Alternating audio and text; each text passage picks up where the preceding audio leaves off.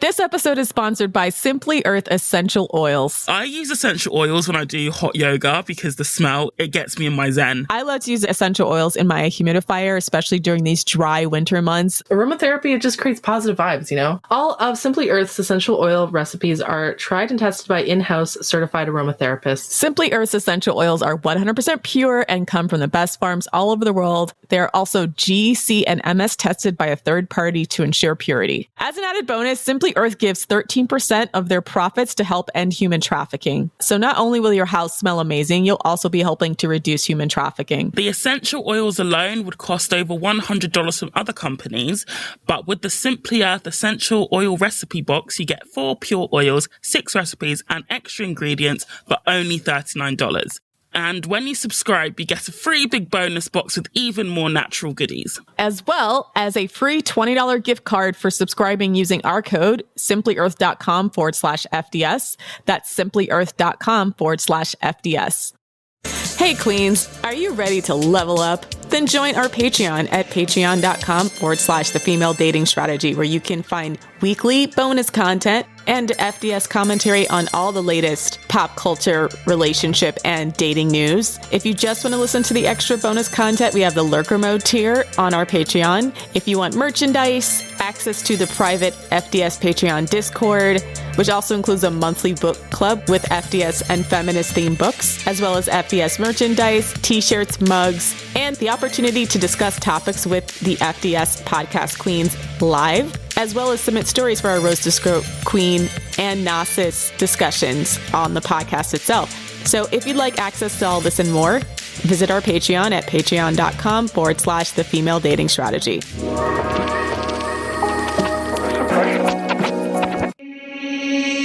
What's up, Queens? Welcome to the Female Dating Strategy Podcast, the meanest female-only podcast on the internet. I'm your host, Ro. I'm Savannah. And I'm Lilith. And today we have a very special guest, a guest who we broke our normal parameters of interviews for, because we generally like to keep our podcast female focused, but we figured we'd make an exception for one man and one man only, and that is Lundy Bancroft, author of Why Does He Do That? Inside the Minds of Angry and Controlling Men. He has 35 years of experience in the field of domestic violence, both as a counselor, evaluator, and investigator of abusive men, and as a workshop leader and educator for women. His book is one of the most recommended books on the FDS reading material list, often quoted, often cited, often highlighted. Lundy Bancroft. Thank you for letting me infiltrate your podcast. Female-only space. No. Our sacred female-only ground. But no, actually, I'm really glad you could be here. I love your book, so thank you. Thank you. Just to kind of kick off the discussion, you go over a lot of the themes that we're going to cover, I think, in this interview in your book. But for the audience that has not yet read your book, could you tell us about your background and what led you to write Why Does He Do That? So I started, when I was fairly young, being a counselor for abusive men in an abuser program. And so that's where I got trained, and that's where I started to really be able to grasp the issues. And we got so much insight into abusers, largely because the program that I worked in, we did confidential interviews with the abused woman where he's not there. And you get such a completely different story from the abused woman, because abusers just lie and distort, and they just create an entire false image of what's going on in that relationship. So then when you talk to the woman and hear the real deal, it kind of like wakes you up almost out of some dream you've been in. And I think what's most educational, or what was most educational for me, was then seeing the contrast, like seeing how the abuser, while he's in his abuser group, how he describes what's going on versus what I know is really going on because I've been talking to her. And so that became a huge education in how abusers think and how they frame what's going on in the relationship, and just all kinds of things that we'll talk about why they behave the way they do and how they justify behaving the way they do. Then I had multiple people in my life saying, like, you've got all this information in your head, but the people who need it are women. So I was encouraged by people to write a book that really puts out what I was learning from working with abusers in the abuser program. And one person characterized it in a way that I thought was really good, which is she said that you're like someone in a football game who got like the other team's playbook and leaked it. And I like that. It's like, yeah, I'm like an infiltrator or a traitor or whatever that's going to give out all of abusive men's secrets and strategies. I'm going to leak them to women. I actually had that same thought when I was reading your book. I was like, wow, Lundy's like a snitch. He's like snitching on all the secrets. It's so true. I'm a proud snitch. Snitching on abusive men. Yeah, it's something to be proud of. I guess the question would be, I guess in the forefront of everyone's mind is like, why do you think that your framing of this issue was so popular? Like, because this book is really, really popular. This book has been cited many, many times. What do you think that this book brought that's really been missing from the profile and diaspora of books about violent men?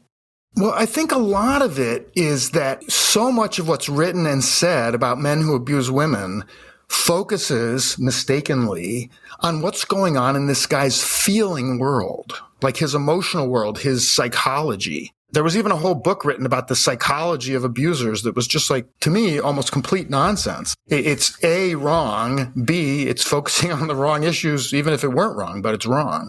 And certainly there are behavioral problems that are rooted in people's emotional issues, but men's abuse of women is not one of them. Men's abuse of women is rooted almost entirely in how they think.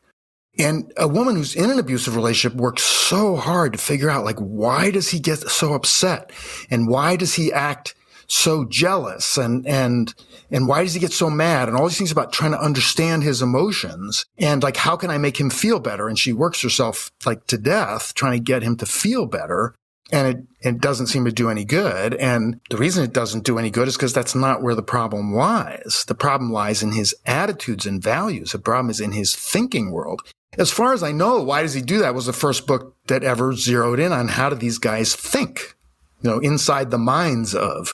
And what happens when abused women read that is that it just seems to so quickly click. Because she's been struggling with the whole emotional thing with trying to make him feel better. So she's already felt like that, geez, it doesn't seem to work. So then when she reads something that starts to lay out how he thinks, and she goes, whoa, he does think like that. And yeah, he does think like this other way you're saying. And oh yeah, he's clearly got these attitudes you're saying he has. It just clicks. That makes sense, at least to me, because I feel like part of the reason that female dating strategy took off as well is that we don't focus as much on like the feelings or like why necessarily that men do things. We don't believe men's lies. But not even just that. It's that like we don't like take on our responsibility to figure out like abusive men, right? Whereas I feel like so much of the self-help genre before has always been about trying to understand all of their psychology so that you can almost tie yourself in pretzel knots trying to like therapize a person that or get a person who won't go to therapy, and also like overcomplicating the reasons why the men do things, right? It's like sometimes they just do things because they can. It's not necessarily like your job to go back in his childhood and figure out like all of the steps it took for him to be like an abusive person. Sometimes with other self-help books or relationship books, they put so much of that emotional labor on women. And that's how women end up in these cycles of abuse, not understanding like how to get in, get it out, or set appropriate boundaries. I think that's all true. But I would just add that different kinds of behavioral problems come from different places. And men's abuse of women is almost entirely culturally trained. He could have had a great childhood or he could have had a rotten childhood. He could have had awesome parents or rotten parents. That turns out to have almost nothing to do with it. Growing up in a bad situation is going to affect you in all kinds of other ways, but that's not what turns you into an abuser. There was a very interesting study done a long time ago that looked specifically at boys who'd grown up with an abuser in the home. Their mom was being abused by their dad or stepdad or whoever the key man was in the home. And it compared boys who'd been more traumatized by the abuse they witnessed to boys who'd been less traumatized by the abuse they witnessed, and found that those two groups had the same rates of abusing women in their own adulthood. The kids who'd been less traumatized were abusing women just as much as the boys who'd been more traumatized. Then that same study divided them into some other groups to try to see like, well, what's the difference? Like the boys who were this or the boys who were that. And where they found the big difference, the boys who'd bought in to the abuser's way of blaming it on mom versus the boys who had not bought in to the abuser's ways of blaming it on mom. In other words, men's abuse of women is almost entirely societally taught by growing up into a set of values saying that men have a right to require women to provide certain kinds of emotional and physical and sexual services, and men have the right to enforce that. And when women don't cooperate, men have the right to punish. I'm really glad you've raised that, Lundy, because working in the violence against women sector, which is what I do, we get that defense all the time. Oh, he was abused as a child. Oh, he doesn't know any better. Oh, he was, beaten by his dad. So this is why he goes on to beat other women. So it's really, really, really good to know that that is just a baseless excuse. And I think you touch on it in your book as well. And the explanations around why that's a baseless excuse is also really, really solid as well. For example, I have never once seen an abusive man make any changes in how he treats women from any process of emotional healing. And I've seen that tried a zillion times. We do occasionally see abusive men change, but only through a process of changing their values and attitudes. Emotional healing never leads to any improvement in how he treats women. Yeah, and you mentioned this in the book, but I just want to say for the audience that hasn't read it yet, that abusers often use this sort of emotional manipulation it is emotional manipulation. They'll be like, I was traumatized as a kid, or, men who sexually abuse women might be like, I was sexually abused as a child, even though most of them were not, just because they know that they can get a lot of mileage out of making people feel bad for them. I've experienced that a lot from men. So it was really great to have someone call that out. I'm glad. So when we talk about male violence, there's always like a knee-jerk defense against calling out the specific attitudes or cultural attitudes that are contributing to male violence, or acknowledging that those attitudes contribute to the problem at the very least, especially at the cultural level or societal level. How have you particularly moved past the discomfort of seeing these attitudes that men have as a man yourself? Or like what really pushed you to go from absorbing a lot of these messages and then creating this framework? Wow, it's such a complicated process that I think I'll only be able to point to a couple aspects of it. But so much of it to me comes down to having women in my life that I really care about. My sisters, my mother, my close friends, and think like, why would I want people that I care about to be treated this way? Like, this is awful. And I don't think people learn history enough. I mean, they learn history the way we're taught it in school of like, memorize the Roman emperors or some junk like that. But they don't learn history about like real life social history about things that matter to human beings. So fortunately in college, I also just learned a lot of women's history and the history of oppression of women, of men's oppression of women. And a lot of things look different when you actually know your history. So that was a really important factor. And I think that allies are important to any movement. And it's like, why wouldn't you just join forces with the side that's right? Thank you. That's what I'm saying. That's what we've been saying. Yeah. I have an interesting experience as a man, who's been involved throughout my adult life in fighting violence against women, is that people often look at me a little funny and they say like, what's this really about? Like, was your father an abuser, or, were you an abused child? Like, what's up? Like, what's up with you, buddy? Kind of thing. And when a white person devotes their life to fighting racism, people don't say, wait a minute, what's up with you? When men take on fighting for women's rights, that shouldn't be any bigger deal than when white people take on fighting for the rights of people of color. The attitude should be like, oh, good, you're doing a good thing. That's what you should be doing. Not like, oh, you must have some special connection to the issue. It's like, fighting for justice is a good human impulse. Like, yeah, do that. And the thing is, there are actually a lot of men who care about women's rights, but they don't tend to be as outspoken as they need to be. I feel like we just should treat allies as like valuable helpers who we also need to slightly keep an eye on. I think that's how any movement needs to treat its allies. And like, yeah, glad to have you around, but we are going to watch out a little bit too, and not make too big a deal about it. Yeah, that's fair. I agree. Like, yeah, you should be fighting for, like I said, just to repeat what I already said, like, you should be fighting for justice. Like, that's what you ought to be doing. Why does he do that was written 20 years ago now. Is there anything you would change or add to the content of the book in terms of, do you think anything has shifted either socially or culturally that has made the abuse phenomena either better or worse? I'm glad you asked me that question because I haven't been asked that in exactly that way before. And it really makes me it makes me think about a number of things. One is I'm quite concerned, and I've just written a blog post about this recently, a couple of them, about how the popular term for abusive men is switching over to referring to them as narcissists. And that, I think, is a big mistake. The nature of narcissism, of really severe self-centeredness, is in many ways so different from men's abuse of women. It has a lot of common ground, which is part of why it's become popular to call abusers narcissists. But there are ways that it's very different. And the reason it concerns me so much, or one of the reasons why it concerns me so much, is that it completely takes the responsibility off the community.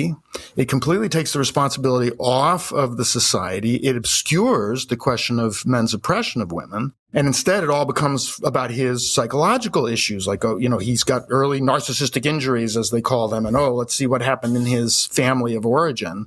And this whole structure of exploitation and silencing of women, suddenly you get to ignore by labeling all abusers narcissists. So that worries me. Another thing that's on my mind is that the atmosphere for doing women's organizing in general is difficult right now. And we just need a lot more activists. We need a lot more women and a lot more male allies out there, fighting for women's rights in like a slightly rude way. Like we got to go back to the days of not being quite so polite.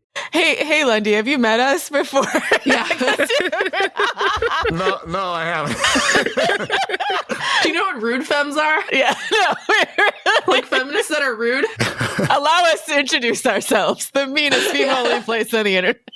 I am honored to meet you. We were called the meanest female-only place on the internet by... It's mostly a joke. We're actually not that mean, but it's only because men think that we're mean when we call out their abusive strategies. Yeah, and it's because we just say it as it is. We don't sugarcoat. I think that's awesome. Abusers and various other destructive people make it sound like you're being mean to them when all you did is describe exactly what they did. Yes. That's so true. Yes, this is my ex in a nutshell. Just tell the truth about oppression and people start talking like you're some kind of out of control radical. And all you did was I just described what happened. Yeah. I always say to people, I'm not insulting you. I'm just describing you accurately. And it's not even like I'm not even describing you as a person. I'm describing what your actions were. These were your actions. It's like, what? I'm not supposed to say what your actions were? And then the other thing that has really concerned me over the 20 years since I wrote the book, and it was concerning me at that time, but it's much more concerning to me now. And there are a couple of things actually I would specifically like to say to your audience about this next subject, which is that the court conditions for mothers regarding child custody are getting worse and worse and worse and worse. They are worse now than they were 20 years ago. They're worse than they were 30 years ago. They're worse than they were 5 years ago. They're just getting worse and worse and worse and worse. And the myth that the family courts favor mothers is still so widespread through our society, even though that if that ever was true, it certainly hasn't been true for at least 40 years now. It's been at least since the late 70s that the maternal advantage was gone. And the current family court atmosphere is really hostile, outright hostile to mothers. It's become an unbelievable scene. This is what my latest book is about, which we can come back and talk about that. So a couple of things that I really want people to be aware of is that it's very dangerous to tell yourself, well, I'm going to have a child with him and that's going to solve the problem. And there are a couple ways that I've seen this sort of thinking play out. One way is well, then he'll finally see I'm not cheating on him, because so many abusive men are so jealous. That's a lot of how it's really possessiveness. I think jealousy is not even really the right word. They're possessive. And so that's a lot of how their abusiveness comes out. That kind of ownership mentality comes out through their sexual jealousy. And she thinks, well, if I'm pregnant, then I'm obviously not out cheating on him. And if I'm home taking care of our child, then I'm certainly not out cheating on him. So if we have kids, that's going to solve the jealousy problem. And it doesn't, because the problem is possessiveness. And he just goes right on accusing her of all the same stuff right through her pregnancy and right when she's trapped at home with 3 and 4 kids. He's still calling her all the horrible names and saying that she's sleeping with every man in town and all that stuff, because it has nothing to do with his behavior. Abusive men use their jealous accusations as a way to cut her off from people and as just another thing to hammer her with. Another thing I hear along these lines is, well, if I have a kid with him, then he'll finally have to settle down and stop drinking so much and start being more responsible and stop being so mean to me because he'll have to be a responsible parent. It's like, no, he doesn't. Unfortunately, abusive men don't turn into responsible fathers. They turn into quite lousy, manipulative, etc. fathers. And what happens is, once you've got a kid with him, then there's no way to get away from him. I mean, you can break up with him, but you can never get him out of your life. You're not literally married to him, but in another sense of the word, you're married to him forever. Once you've got kids with him, he's got parental rights, and the court is not going to keep him away from those kids. You can go to the court and say, he did this and this and this and this to me, and the court will say, what's that got to do with the kids? And you can even say he did this and this to the kids, and they'll say, oh, well, that was in the tension of your difficult marriage. It's all fine now. He can have them 50-50. I mean, this is the big push in the courts now, is 50-50 time between the father and the mom. So please, please do not have kids with an abusive man. It's not going to make things any better. And then the power he's going to have over you through the child custody system is never going to end. My new book that just came out a few months ago is called In Custody, and it's different for me because it's a novel. It's actually a suspense novel.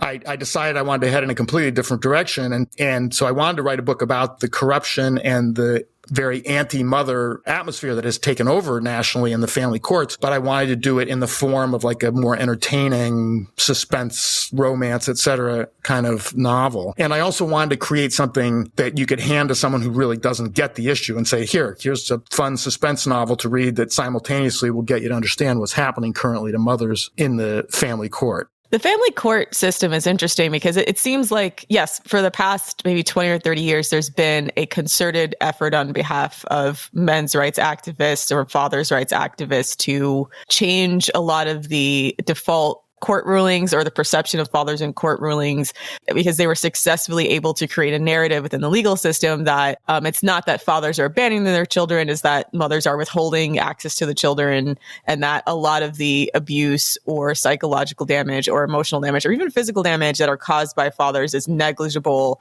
to their right to have access to the children.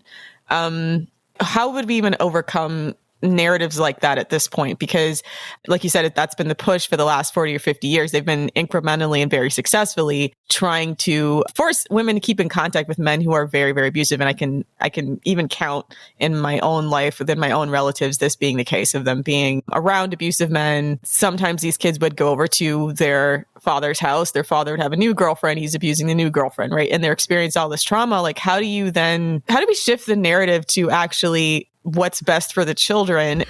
Well, you have to be careful asking me that question, because that's the kind of thing I get started on. You'll never get me to stop. But, but no, I'll discipline myself here. So the first thing is, it's unfortunately too late to change family court attitudes through training. Like, I've done tons of training. I've probably trained family court judges specifically on domestic abuse in over a dozen states, and it just didn't do any good. So the first thing is mothers have to organize. And unfortunately, the abusers organized, and they organized well. They started organizing back in the 80s, and that's when they created their whole abuser movement, the fathers' rights movement. And which is really a father supremacy movement. Calling them a fathers' rights group is like calling the Ku Klux Klan an equal rights for white people organization. They're not interested in equality for fathers at all. They love that term. They love to say they're for equality for fathers, but as soon as you see what their actual stands are, they're for father supremacy. Just out and out. But it's hard for mothers to organize because they're trying to raise their kids and they don't have any money. Because they're actually raising the kids. Exactly. That's basically what it is. Yeah, men have way too much free time, okay? Deadbeat dads have too much free time to organize amongst each other to fuck over women. I've got to tell you my prize story about this. It was because I used to be a guardian ad litem. I used to serve as a guardian ad litem, which is, for people who don't know that, it's a type of custody evaluator. And I was a custody evaluator on a case I didn't realize until I was deeply into the case, that the father was one of the most visible fathers' rights activists in the state of Massachusetts, that his name was actually known all over the state. I didn't know his name because I wasn't up on that. But I started to realize, whoa, this guy's had his name in the paper and everything. Like, this guy's is a big name. And then his boys say to me, I say, so what kind of thing, as just part of my evaluation as the guardian ad litem, I say, so, what kinds of things do you do when you're at your father's house? What do how do you spend your time with him? Like, trying to get a read on their connection to him. And the boys, who are both young teenagers, say to me, oh, we don't really spend a lot of time with him when we're over at his house. He's really busy with his father's organization. Wow. I mean, I can personally attest to something like that. Like when my parents were divorced and I would have visitation with my dad, he would just drop me off at like my great aunt's house. And then I would just watch TV with her all day. And I'm like, why did you pick me up? But it seemed like it was more of a control issue over my mother than it was like that he actually wanted to parent me. So that's bad enough. But to me, it takes it to another level of irony when the reason he can't spend time with them is because he's too busy with his father's organization. Right.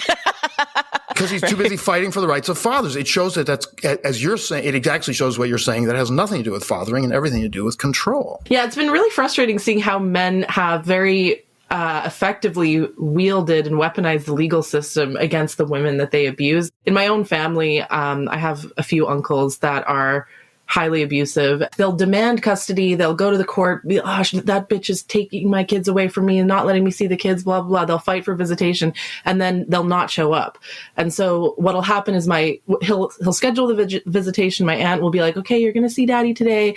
And then he'll just not show up. And then the mother's left with this emotionally broken child to, try to pick up the pieces after, by the way, he's gone through and put the whole family through this whole legal hell. Right. So yeah, it is really frustrating to see this sort of lawfare almost that abusers have been waging against women. And so, yeah, I'm very interested in what are some counter strategies against that? So, and by the way, I take on the whole father's rights movement in that book, In Custody, also. I really believe that mothers are going to have to organize court by court. In other words, they're going to have to find other moms whose cases are out of the same court, and we have to start developing a whole system that makes it easier for moms to find out what other mothers have their cases out of the same court, and start picketing courts, even if they have to wear masks so the judges can't tell who's out there, so because the judges will get them back for that, and start leafleting. The focus, unfortunately, tends to be on governments, like, oh, we're gonna pass new laws and we're gonna press our elected officials, and it doesn't help. Unfortunately, a lot of states now have much better laws about child custody with respect to domestic abuse. It doesn't matter because the judges don't care what the law is. The family law judges don't care what the law is. So the focus has to be on protesting the court, not trying to go through legislatures, state or federal legislatures. Approved laws don't do anything. So there's a new organization that's forming. I'm actually connected to the people who are starting it, called Mothers on the Rise. That's going to have as a big part of its focus helping mothers do this kind of county by county, court by court, on the ground grassroots. The real grassroots organizing is the only way we're going to win this. There've been 30 years now. I just read a book recently that's still in draft. It could be a long time before it's out, unfortunately, that somebody from the California Protective Parents Association is working on writing about the whole history of the battle for custody reform for the past 30 years, mothers fighting for custody reform. This book just shows how effort after effort after effort that's been top down has just not worked to try to influence policy people, to try to change laws, to try to hold conferences. It's all good ideas. It's all important ideas. It hasn't worked. We're going to have to do a bottom-up grassroots organizing approach. That's interesting. So even when the law is more favorable to mothers, the judges, there's a lot of quote unquote activist judges or judges who feel that judges who are sympathetic to the abuser. Yeah, to abusers, which is not surprising. I mean, there's layers and layers and layers to this stuff. And as I say, I could talk to you about it all day, but just one way to frame it, and then this reminds me of another thing I should say, is that judges tend to be people who are pretty into power. And particularly in family law, because they have an extraordinary power. A trial court judge doesn't have nearly the kind of power that a family law judge has, because a family law judge is the judge and the jury. He or she is making all the decisions. They have extraordinary power, and they get into it. They get very addicted to it. And if you're faced with someone before you, you have two people, one of whom is a reasonable looking person, and another one who is accusing him of being a power abuser, your heart's not going to go out to her. Your heart's going to go out to him. because you're attracted to power also. It's not that you're going to think of him as abusive. You're not going to think of him as abusive, but you're going to think of him as being kind of like you. You're going to connect with him. Intuitively, you're going to connect with him, and she's going to get on your nerves. Yeah. And I think I read a statistic somewhere that over 70 to 80% of family court judges are male. So it's just like, it's a system by which there's just by volume more male judges. And so they're probably going to have a little bit more of a sympathetic attitudes towards other men. But unfortunately not. Really? Unfortunately, the female judges are just as bad to moms as the male judges are. Really? Why? But I think that's because there's a product still of a whole male-dominated socialization of the legal field. How they, all kinds of steps they had to go through to ever become a judge, that by the time they're there, they're pretty much thinking like men. Wow. Yeah, they're pick-me's. Yeah, that makes sense. Mothers get blown away by how they're treated by female judges. They're thinking, this judge may even be a mother herself. How can she possibly be treating me like this?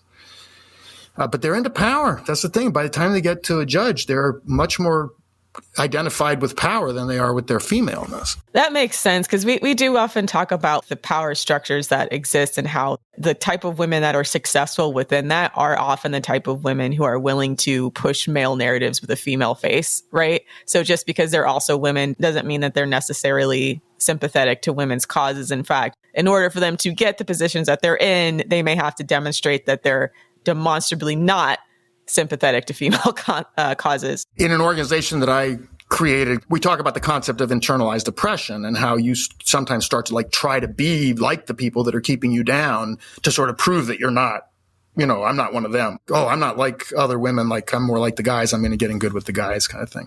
There was one other thought that I had that I thought might be important for your audience, is that one of the many things that has driven these terrible changes that have happened over the past 30 years in the whole custody environment is early studies that came out that claimed to find that children were doing much worse if they were growing up in single parent homes, growing up with single moms. And that children really need a father. And these studies were showing, that they had higher rates of this and that and the other thing. And this was a fraud, because these studies, it was one study actually that got the most news, but I think there were some others, if I remember right, that were related to it. These studies didn't control for class. And single mothers are poor, by and large. And what these studies were showing was how destructive poverty is. You should look at that study. You should look at that study and say, this society needs to get much more serious about doing something about poverty if it cares about kids. They in no sense proved that kids are damaged by not having a father. Single mothers can raise kids great. Single fathers can raise kids great if they're loving, responsible, non-abusive fathers. It's not, the problem is not whether there's one parent or two parents there. The problem is, is there enough support for those kids, which we really need 4, 5, 6 adults for, let's face it? And is there enough economic resource? My other problem with those studies is that they're comparing single mothers to intact families. I would like if they would compare single mothers to abusive families, because there are some families where the abuse is so bad that it is actually better to just be raised by a single mother. For the man to be in that picture at all is more harmful to the child than if he weren't. In fact, I would argue it's always better for kids to be with a single mother than to be in a family where their dad is abusing their mother. I would argue that's always better. Yeah.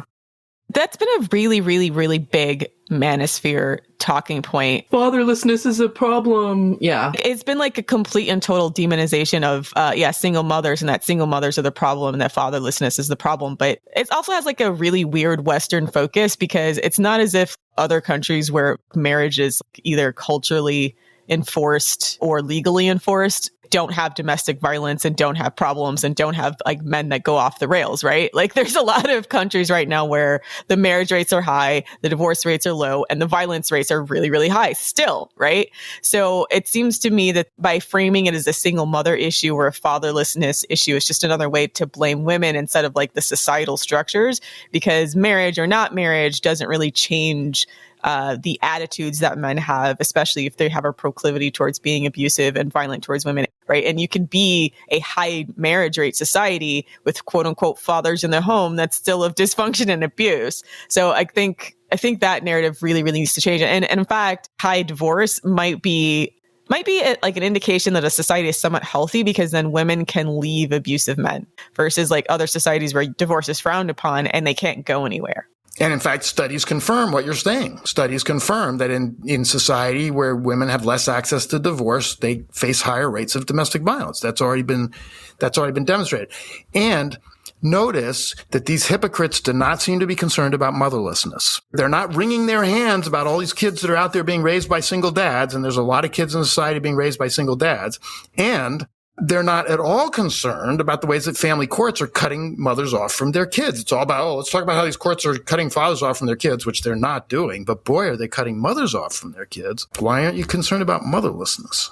Yeah, what about all the women who get murdered by their partners? What about those kids who are now orphans, effectively? So, they never seem to give a shit about that. For example.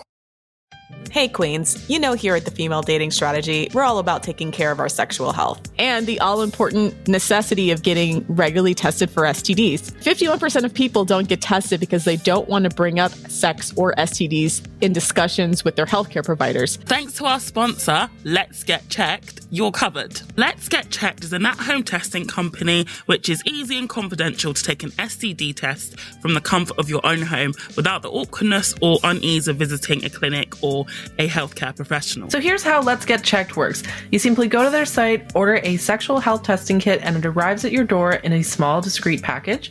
From there, you do a small finger prick and send the sample back to their lab with their prepaid shipping label. And in 2 to 5 days, you'll get your results, and a Let's Get Checked nurse will be available to discuss your results with you if you'd like their feedback. So navigate to letsgetchecked.com and enter your order and enter the code strategy ! That's letsgetchecked.com with code strategy ! For 30% off. So thanks so much to our sponsors, Let's Get Checked, and back to the show. So what do you think of the manosphere? Oh, yeah. There's just been a huge rise of these different movements coming from men, red pill, MGTOW, incel movement as well. Incels, right? Our friendly neighborhood incels. Incels low-key are kind of hilarious. So the only group where I read it, I'm like, their self-owns are actually masterful comedic displays. Well, because they don't have access to women, right? Yeah. But the red pillars are the ones that actually scare me, because they're the ones who are advocating for dating practices that are effectively emotional abuse.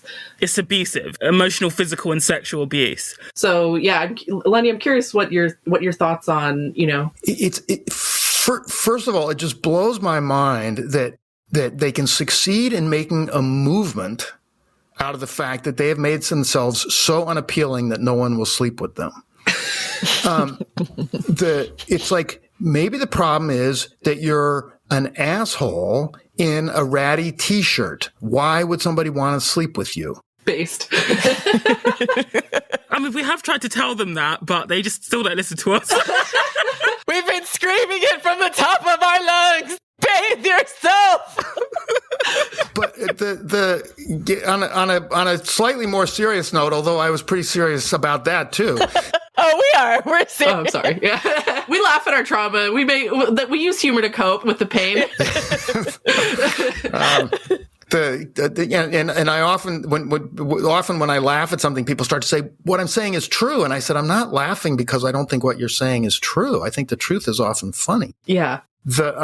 But I believe it's ultimately about oppression. I believe that people who are behaving oppressively, or even who aren't behaving that oppressively, but are connected to an oppressive group and are getting the benefits that oppressive group gets from ripping off the other group, they become very attached to their comforts. They become very attached to their privileges. They become very attached to being catered to. I mean, rich people act as if giving up 3 out of their 6 Rolls Royces would traumatize them.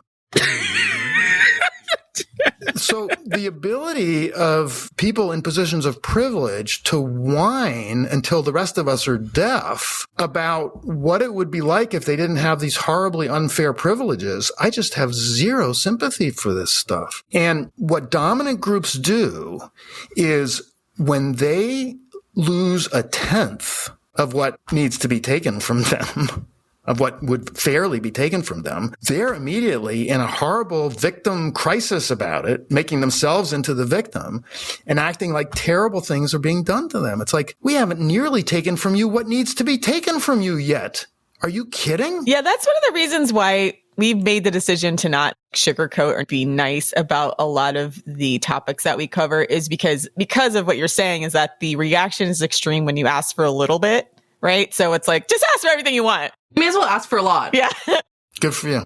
You mentioned in the book that there's no right way to ask for something from an abuser. And I find this to be very true with women when we're talking about relationships or bad male behavior. Whenever we ask men to shape up, they always have this, even when what we're asking for is completely reasonable, they have this completely distorted, excessively angry response to, shove it back down our throat and to make women think twice about asking for more again. So, yeah, I just feel like the internet is creating that on like a massive, massive scale. It's like it's taking that problem and putting it on steroids. Yeah, and it just turns the worst aspects of people absolutely loose to blossom, which is too bad. And I think that anger is a very, very powerful and important force in people who are downtrodden, people who are kept down. And I know that anger can have unhealthy aspects because it can eat you up inside and give you ulcers and that kind of stuff. And I'm not talking about that aspect of anger, but I'm talking about being angry, being outraged. There's tremendous power in that. There's tremendous liberating power in that. And people should be proud of their anger and should consider their anger really important and really justified, assuming that it is justified. I'm not talking about men's anger, but I'm talking about women's anger. Although men sometimes have things to be legitimately angry at, just not at women. Men have very legitimate anger as working class people, as men of color, as people who've been ripped off in other kinds of ways. They're directing their anger at women at exactly the wrong direction. Yeah, it's been weird watching the men's rights activists. All of their platforms are just specifically anti-feminist. And a lot of times they assign feminism to the reason that something is quote unquote unfair to men, but like it's not feminism that created the problem. Like they'll talk about the male homelessness problem. And I'm like, what does feminism have to do with male homelessness? Like that's a society-wide issue. And the way that we structure capitalism, I don't feel like women are responsible for that in particular, but it's just a way for them to be anti-feminist while pretending that they're actually caring about men. And to me, it's no different from people who just are on and on and on about people on welfare. It's like, oh, let's blame the people who have the least influence over societal decisions for what's going wrong in society. It's like, it's absolutely backwards. It makes absolutely zero sense to blame the people that have the least say. Yeah. I wanted to zero in on the manosphere a little bit, though, because just for some context, Lundy, when I read your book, Why Does He Do That? I read it 2 years ago, and this was after I'd already grown up with the internet. I already knew about the red pill. I already knew about incels. I already knew about the manosphere stuff. And reading your book, I was horrified to realize that a lot of the strategies that abusers use are narratives that are perpetuated on the manosphere.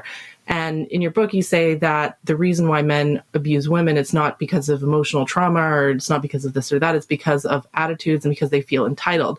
And I feel very strongly that the manosphere, incels, red pill, pickup artistry, all that it's almost like all of the abusive men just got together to create an online movement and to create a whole ethos around perpetuating their abuse. And they're also grooming men who might not otherwise have been abusive, but they're taking men who maybe didn't come with those entitled attitudes or maybe weren't as entitled, and they're making them more entitled, or they're making their attitudes towards women worse and more abusive. And so, you talk about the cultural training that men receive. And I do feel quite strongly that the manosphere is probably the number one most toxic place that men get that kind of cultural training. I think you are 100% right. I think it's horrible. And it's clearly feeding people. There's just no question that it's feeding the worst aspects of men. And there are a lot of decent men in this world, and there are a lot of men who are sort of teetering in the middle somewhere. And then there's a lot of abusers. And abusers are going to be abusers, although it's still not good for them to be feeding off of each other because it makes them even worse. But I'm with you that it really worries me most of all about these men who are somewhat teetering in the middle. And it's going to be the perfect thing to recruit them. These guys, the whole manosphere is like a recruiting system for abusers. It is a training ground for abusers as well. Yeah, as well. You're absolutely right. In your estimation, approximately what percentage of the male population has the capacity to be an abuser? There's some women who are like, oh, it's 100%, whereas men seem to think it's only a very small number of men who are abusers. Do you think it's like 40%, 50%? Yeah. I don't know. I mean, I can tell you that 1 man in 6 who is currently in a relationship is abusing his partner in a way that includes some element of physical violence. So that's already a ton of people, particularly when we start to think about extreme coercive control, like dominating who she can talk to, where she can go, taking money away from her, humiliating her sexually, all this kind of stuff. This is so rampant in how men treat women in intimate relationships. It's the product of a whole societal system that for thousands of years has been working to keep women down. And this term that I think the historian Howard Zinn used, and I'm sure various other people used, and I just think was so correct, of calling it intimate oppression. It's rampant. And what matters most to me about this is that it means that a woman can be involved with 2 or 3, or I don't know, maybe more, but at least she can be involved with 2 or 3, at least, abusive guys in a row without that saying anything about her, because there's so many of them out there. And, you know, if you've been involved with 6 or 7 in a row, maybe you should try to look at what's going on. But I feel like there's all this pathologizing of women, like, oh, well, why is she involved with another abuser? There must be something up with that. It's like, no, they're all over the place and they don't have an A on their forehead. And a lot of the clients that I worked with over the years, a lot of the abusers that I worked with over the years, part of their style was to go after a woman who was coming off of an abusive relationship and be like, oh, I can't believe how he treated you. What a horrible thing. I would never treat a woman like that. And he's actually her helper. So she feels grateful to him. Like, oh, he was one of the people that got me out of this other situation. And now he's abusing me too. It doesn't mean anything about her. Modern cultural society often grooms women out of their self-protective mechanisms as well. And that's something that we've railed against on our podcast quite a bit, especially certain aspects of liberal feminism. Like we were just discussing, like the Armie Hammer case, and he's been accused of rape and all sorts of abuse. But, he also had this quote, cannibalism fetish. And there was like an entire article that was put into women's magazines, like, oh, the cannibalism fetish isn't the problem. And that like, you shouldn't kink shame. And we're like, if a man says he wants to cook and eat you, it's probably time to hang it up. And then have sex with your body parts. This is probably a disturbed individual, and like just on the off chance that he's not lying about that or that it's not just like a fantasy realm, that you should probably not take your chances with this person. But this was published in Cosmo, a major magazine for women, where they're telling us that we need to be more understanding of men with cannibalism fetishes. And I'm like, at this point, like, just tell us to like butter ourselves down and marinate in a tub and like wait for the cannibals to come. Like, actually an insane narrative that is being pushed by mainstream women's media, right? It's not even like men's media, it's women's media. And so anything that the average person would have a knee-jerk self-protective response to, there's an element of women's media that is like contributing to grooming women out of basic self-protective instincts. Okay. So I'll get on another one of my soapboxes. Okay. I read about 20 pages because it's as much as I could stomach. And it's funny because often people can then tell me what book I'm referring to before I say it. 50 Shades of Grey. Oh. Savannah can go off on that too. I'm sorry. In those first 20 pages, I don't know if it was even 20. I mean, the whole thing was so disgusting. But within that first whatever that I got through, roughly 20 pages, the main character there, his name's Grey, right? That's the main character. Yeah, Christian Grey. He's one of the 2 main characters. He had covered something like 9 out of 12 of the warning signs that I teach teen girls about who's likely to be an abusive male. So it's like, this was a study in warning signs being presented as erotic. And I'm not unsympathetic to women about the draw of a book like that, because there's so little good erotica out there for women.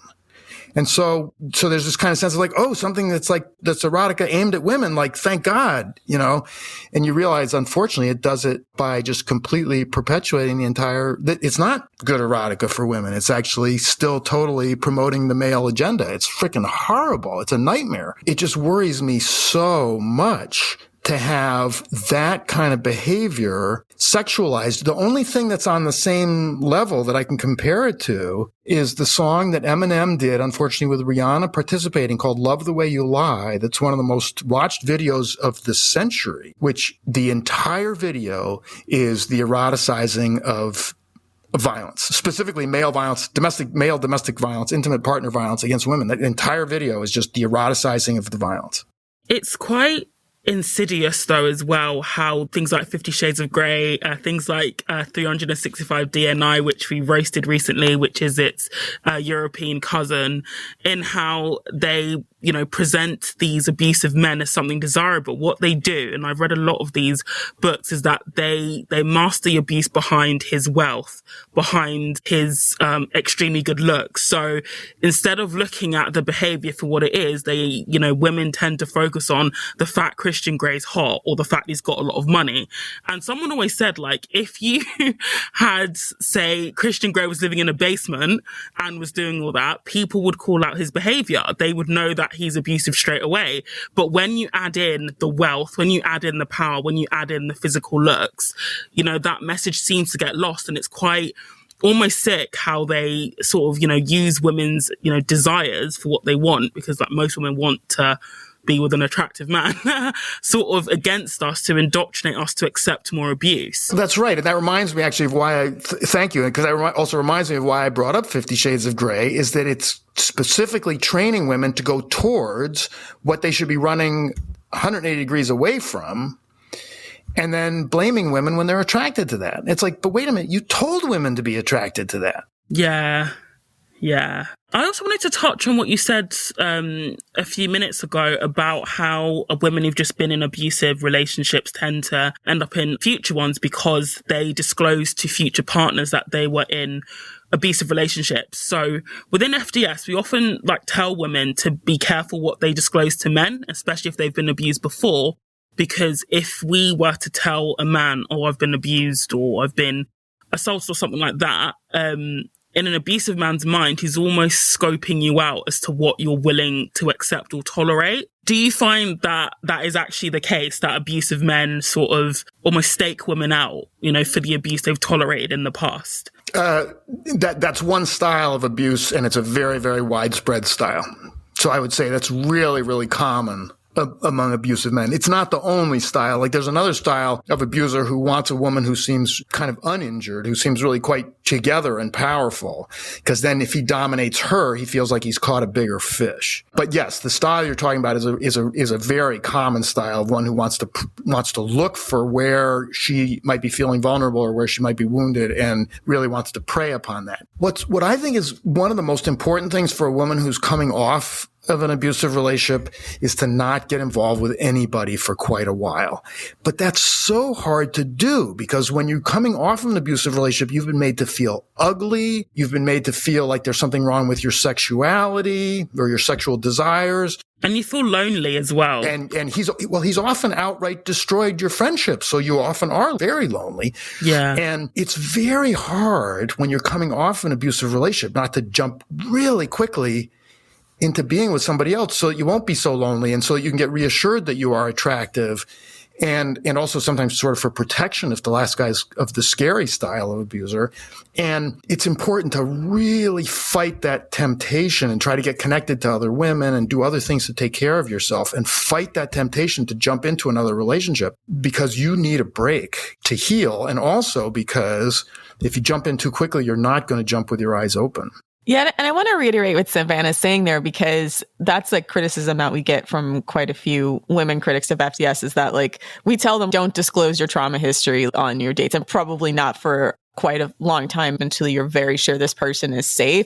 And a big reason is because of the fact that it is literally like a big juicy steak to a large percentage of abusive men. a lot of women think like, oh, if I share this information, it'll bond us closer or help us connect. But like the risk that you'll attract an abuser is actually higher than you'll actually attract a man who can connect with you on a real serious level. I'm not saying there's not men like that out there, but like the problem is thinking that leading with that kind of thing. Oh, and the messed up thing about that is like in the moment when it's happening, the woman who's disclosing her trauma or her abuse, she does feel like they're connecting. He'll usually say something like reassuring or like, I'm so glad you shared that with me. I know it's really, so hard for your people to talk about stuff like that. He'll make her feel comforted. And then it's not until a few weeks later, a few months later, where he'll throw it back in her face when it's convenient for him. And that's not how people picture an abuser. They don't picture an abuser being someone who's capable of giving this kind of compassion and saying, oh, God, I can't believe that happened to you. Oh, that, you obviously didn't deserve that. They go, well, he gave me such a good response. That's further confirmation that he's not an abuser. And it isn't. And I would also say, like, what have you lost? Why not wait? Like, you're not going to lose a good guy because you waited, several more weeks or months before you disclosed your deepest stuff. That's not going to lose you a good guy. But as you're saying, it will increase your vulnerability to a jerk. I think you're absolutely, I don't understand how anyone could criticize you for telling women to not be too quick to expose themselves. That just seems like absolutely great advice. Because I think a lot of times people fall in the trope that communication can solve everything. And that's been pushed by women's media. Like, just communicate when it comes to what your needs and vulnerabilities are. So a lot of women think like, oh, if I tell him, hey, I'm struggling with this, or I have this, then a man will necessarily meet you with the same good intention and the same openness. First of all, you have the guys that are just like, whoa, I don't want to get involved. And actually, those guys are probably preferable than to the guys we're talking about that and look like, oh, fresh meat, right? Or blood in the water. I can come in, swoop in, be the quote unquote knight in shining armor. These guys love bomb and present that image at the beginning and then completely switch up, down the line. It seems obvious to you and I, but I think because of the popular narratives that are constantly pushed by media for women to like just use communication as some kind of catch-all to deal with men, and that these self-protective measures are mean, judgmental, or sexist to do to men. We're being socialized out of basic self-protective measures that women should have because of the fact that this is how our society is. This is a really frustrating one for me. And I feel like people have this response to other power mongers too. Like, someone will report being horribly mistreated by their boss at work. And people will say, oh, well, there's a communication issue here. And it's like, no. This boss is a tyrant. It's not a communication issue. And I get really concerned about people's inability to call tyranny, and also just to understand the level of destructiveness of certain individuals. Now, I'm not even talking about men who abuse women. I'm talking about other people who are destructive in other styles. As soon as the destructive person is talking to someone else alone, they start to get that person's sympathy, the same way abusers, when they're talking alone to people, start to get people's sympathy. And the person who's getting sucked into being sympathetic starts thinking, oh, yeah, they just all need to open up about their feelings and it's going to be okay. And it's like, oh, no, it's not. Try opening up about your feelings to your tyrannical boss. How do you think that's going to get used? Big mistake. That's right. You're going to pay a big price for that. Your tyrannical boss will find a way to use that against you, you bet. I'm just frustrated by the whole bumper sticker mentality in general. And unfortunately, the social media has made that so much worse. The notion that somehow we can put the answers to complex human problems into 6 words. It's like, no, you can't. What you can do is feed the problem with your little 6-word formulas. That's all it's going to do. It's feed the problem. We drag social media feminism a lot because of that. They have these like little 6-word tropes, and it doesn't really get to the root of the problem. It's centered around very easy answers to complex society-wide structural problem. And I think a lot of that is just because it's easier to sell products. Right? Like, so that way, it's just the mechanism by which capitalism works. If you tell women feminism is about body positivity, you can sell women like creams and lotions and, hair products because feminism is about body positivity, right? Right. You're going to be an empowered woman because you're using a better moisturizer. Literally, though. Like, we're actually not kidding. We made fun of this article a while back where a woman was, what was it? Like, her husband was cheating on her. Her husband was cheating on her. She had a bunch of young children. Her husband wanted the relationship to be open. Her husband was bisexual, started having sex with a bunch of men, refused to have sex with her when he came back, and then resented her. And then the relationship that was that was given by the columnist was literally, you should practice self-care by moisturizing during this difficult time. And I was like, what? He was abusive to her. He was cheating on her all the time, ignoring their children. And the advice columnist, this is Slate magazine, by the way. So a major media magazine was like, moisturize. And we were just like, what? I mean, yeah, I grew up in the early, I'm older. I grew up in the early days of the new, this feminist wave, when, you could express your empowerment by smoking cigarettes and killing yourself. The simple solution stuff is really disturbing to me in specifically also in the bunch of the ways that it plays out with respect to abusive relationships. Like, one of the things that you'll hear custody evaluators now saying to women is, well, yeah, he's behaving in some destructive ways now, but that's because you've enabled him to do that. It's because you let him get away with it over the course of your marriage. So that, like, even his abusiveness is blamed on her, because not for provoking him, but for allowing it. Of course, then if she tries not to allow it, then she's provoking him. So right, like, either way, in their eyes, she did it wrong. Like, there is no right way. There is no right way, because if she stands up to him more, then they say how provocative she is. It's a no-win situation. So, right, they've got her completely set up. But you cannot have any influence on an abusive man's treatment of you by standing up to him more or by standing up to him less. Neither of those will make any difference to how he treats you. And those two pieces of advice are the two pieces of advice she's most commonly going to get from people. That she should stand up to him more and that she should stand up to him less. And of course, what is she supposed to do with these completely contradictory pieces of advice? Which, by the way, in some cases will be coming from the same person. They'll be couching it in slightly different language, but when you actually examine what the person is saying, they are simultaneously telling her that she needs to stand up to him more and that she needs to stand up to him less. But not only is that advice completely contradictory, it also is just plain wrong, because you cannot influence an abusive man's behavior. He follows the script. He lives a script that he's going to live. And I have to modify a little bit what I'm saying. You can modify his behavior sort of today to get through the day. And if you're lucky, you might even be able to get through this week. But then he's going to do the thing he's going to do. You can't keep it from happening. All you can do is put it off a while. And sometimes that's worth doing. Abused women do manage the abuser in various ways to get through the day or get through the week, but it's not changing her. It's not solving anything. It's not changing her quality of life. She just has to, for the sake of her children or for the sake of herself, she's going to just at least not have him go off today, but then he's just going to go off tomorrow. This sort of, bumper sticker feminism, like, women need to learn to stand up for themselves. It's like, well, no, like, yeah, that's a great thing to work on, but that's not a solution to anything. Like, we have to look at the kind of prices that people pay, or specifically when we're talking about women, about the price that women pay when they stand up for themselves. It's like, you sometimes pay a very high price, and women who aren't standing up for themselves are often not doing so because they can't stand to pay the price anymore that they've had to pay when they do stand up for themselves. And the answer, which, to join your complaint about liberal feminism, is that the answer is in collectivity. The answer is in fighting back in groups. And in sort of the liberal version of things, it's always like, oh, you just need to change your individual behavior. You need to stand up for yourself more. You need to get a better education. You need to use the right moisturizer.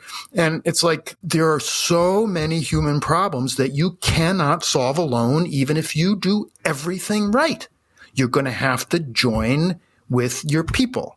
And if you are a woman, your people are other women, right? If you're a person of color, your people are other people of color. You're going to have to join with your people and fight back collectively, because yes, there are collective solutions to problems, but there often are not individual solutions to problems. So it seems like in that particular arena, it's a reaction to conservatism. And I've shared this before in our Patreon. And there was also the same individualist mentality to solving domestic violence within the church, where often the solution for women was to be more submissive and be more feminine and give it to God and pray. And so I think some of the reactionary liberal feminism is them trying to differentiate themselves from that traditional advice, which is like, in an abusive situation, a woman is supposed to act more meek. Both of those are individualist solutions to a more collective problem. And there are so many pieces of advice that would actually be helpful if people wouldn't start to claim that they are somehow the solution to the problem, or wouldn't universalize them. Like, when people say that, what you get back from the world depends partly on what you're putting out into the world. Well, there's clearly some aspects of truth to that. But as soon as you make that an all-encompassing philosophy that says what happens to you is determined by what you're putting out into the world, you've taken a good idea and turned it into a horrible philosophy. A philosophy that blames all the world's oppressed for their conditions because they're obviously just not putting the right energy out. Yeah. So while we're in this topic of conversation, what are the best ways to maintain boundaries if you're in a position where you can't cut contact with your abuser? Because you're saying that there are daily and maybe weekly tactics you can use to try to give yourself some cover or some space while you're trying to escape the situation. Do you have more details on that? It's so specific to the particular abuser that it's hard to make general comments. Like some women figure out if I really butter him up and flatter him, that'll cool him out for a day or two. Like I'll be able to buy some time that way. Some women succeed in getting like his friends or relatives to just distract him or divert him or chill him for a while. But it's so specific to what she knows about him. Setting clearer boundaries with him does not tend to be particularly helpful because he does not react well. He'll pretend at first to react well, but over time, he's actually developing tremendous resentments about the way you've set boundaries with him. I think that's one of the reasons. There are many reasons, but I think that's one of the reasons why so many abusers mistakenly get called narcissists, because that's one thing that people do who are very self-centered, is they're resentful towards you for setting a boundary with them. If she's not involved with him anymore, then it does start to make a lot of sense to like stop reading his texts, block his number. It's very hard. Block and delete. Hashtag block and delete. That's what we say. That's another thing I loved about this book, is it's like, if a man's abusing you, don't talk to him for a very long time. Yes. I find that that's a really, really hard one. So I'm glad you folks have pushed on that one. It's really, really hard. It's, it just really tugs at your heartstrings. Like, what if this is a time he's finally sending a message that's nice? And especially when you've been traumatized, you get one of the bitter ironies of how trauma works is that the more you've been mistreated by someone, the more desperately you need that person to be nice to you. And that's a very unfortunate outcome of trauma, that you'll actually try harder to get someone to be nice to you who's been terrible to you. You'll put more energy into that person than you'll put into other people because they're connecting with you exactly where you're traumatized. But also because he's often been intimidating, it's very hard to not read his texts or listen to his voicemails, because what if it's a scary message and I better know the threat he's making, and I find that very understandable, but I also do find that almost always it's best if she just can block his number. It's such a hard step to take, but it's just what you got to do. We're all about block and delete much earlier than most people would recommend, because of the fact that like you can get into that cycle where you're almost compelled to keep checking, compelled to like understand what's going on and being confused. And the idea is that like you don't have to feel bad. Feeling bad and continuing to engage is a choice, unless obviously you have kids and you have to. But even the negative attention, or just like the thought that they're getting under your skin, is enough for these guys. And that you can actually also escalate the desperation in them by continuing to engage. So it's almost best to just like block them on all platforms and then just leave him wondering. We get so much criticism for this, by the way. Like, we tell women, like, walk away at the first sign of disrespect. First red flag, dump him. Like, and we're called like extremists. Oh, you're so unforgiving. You're heartless. You have no empathy for men. And it's like, all we're doing is describing red flags of abusive behavior and telling you to leave before it gets abusive. It suggests that all men do this stuff, which I just don't think is true. Right. That's actually the implication, isn't it? Right? Like when you say like, oh, you can't do that because you'll miss really good guys. And I'm like, is this a common thing where these red flags are just impossible to avoid? If he was a good guy, he wouldn't do that. Right. And I think part of what abusers want you to believe is that there aren't decent men out there, or I mean, they of course have a completely different definition of what a decent man is. But what I really mean is they want you to believe that there aren't men who don't do what they do. I'll tell you, one of the most hysterical criticisms that I get for why does he do that, and I get it all the time, but I think it just practically makes me laugh out loud. And I'll explain to you why. Is I get these critics saying, the way Lundy defines what an abusive man is, any man could be defined as abusive. And with the kind of examples that he gives in his book, he's going to be destroying a lot of relationships because a guy one time did something that wasn't so nice. And then, well, you folks know because you're familiar with the book. You read the book. I am not giving examples of subtle behaviors. The examples right. I mean, those guys are being awful in that book. And if you can look at those incidents and say, well, Lundy's naming subtleties, then you're an abuser because no one else would think of those things as subtleties. Any non-abusive man is going to read those descriptions and go, ooh, that guy's awful. I've seen articles that say that as well, or Lundy saying every man is abusive. And I'm just like, isn't that more of an indictment on men if you think every man is represented in that book? Exactly. Isn't that an indictment on the male sex class? And it can happen that like cultures are pervasively abusive in the way that men are raised to think and act towards women. And it can be like a large majority of the men of a population. I don't want to quote a specific study, but I know that there have been studies in certain countries where like 60 to 70% of the male population thinks it's okay to hit your wife if you're having a disagreement. It can be that an entire population of men thinks really horrific things towards the female population. It just means that the society needs to change, not that women should tolerate more abuse so that we could be in relationships. Well, that's a really good point also. Yeah.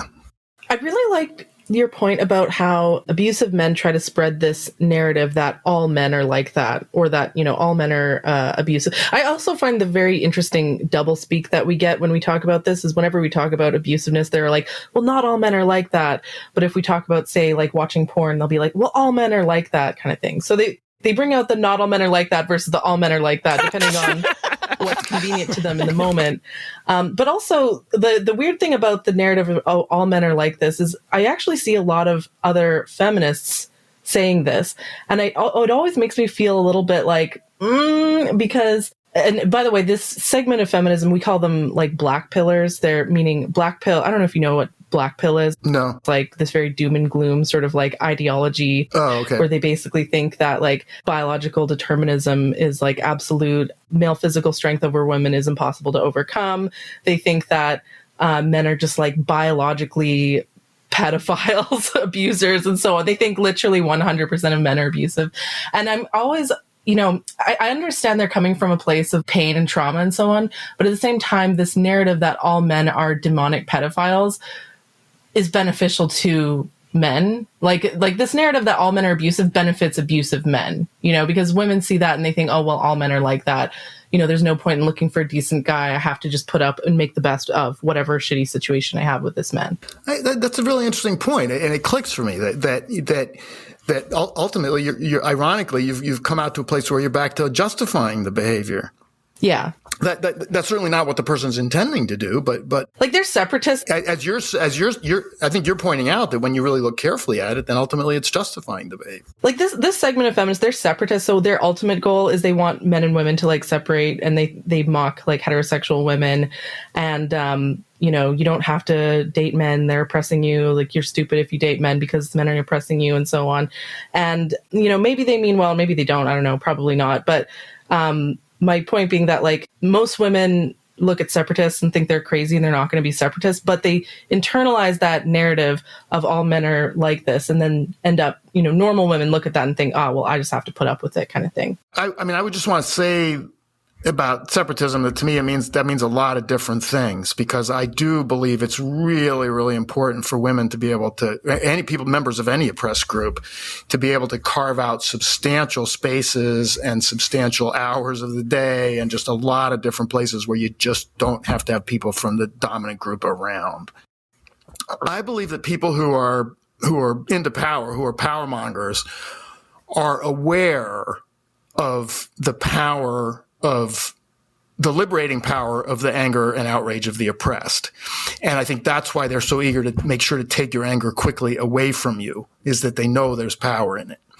And I think that's why men shame women as being you're too angry, or why white people, are very fond of shaming African Americans, like you're too angry, because they sense actually that there's liberating power in that anger. So they want to stuff your anger back down your throat as quickly as you can. And that's why I encourage people to take pride in their anger, and not let the power mongers shame you as too angry, or don't get defensive and don't start saying, no, I'm not too angry. I encourage people to respond, yeah, I'm angry, and I have every reason to be angry, and it's actually a really healthy response that I'm so angry. People should be angry in the face of oppression. Hey Queens, Editing Lilith here. Just jumping in because we ended up talking to Lundy for 2 hours, making this a definite two-parter. Part 2 is where this conversation gets spicy. We talk about porn. My complaint about pornography is, how is it portraying women? And it's a sewer. Pornography is a sewer. We talk about polyamory. She said, yeah, we had a polyamorous relationship. He did the poly and I did the amory. And we discuss the virtues of being a difficult woman. You actually need to be somewhat uncooperative, to not go along with everything, to not agree with everything, to not just be pleased with everything, to actually be a little difficult at times. And I even coined a new dating phrase. If there's no term for it, I would like to henceforth call this backfooting, where men accuse you of something to put you on the back foot and behave in a way that's beneficial to him. Part 2 of this discussion will be uploaded to our Patreon this Friday. To listen to it, sign up at www.patreon.com/the female dating strategy, and you will access all of our weekly bonus content. If you'd like to read Lundy's latest book, In Custody, a suspense novel about a mother and daughter going missing during a custody dispute, you can purchase it from Amazon. We will drop the link in the show notes. Thanks for listening, Queens. And for all you incels out there, we are begging you to bathe yourselves and dye med. See you next week.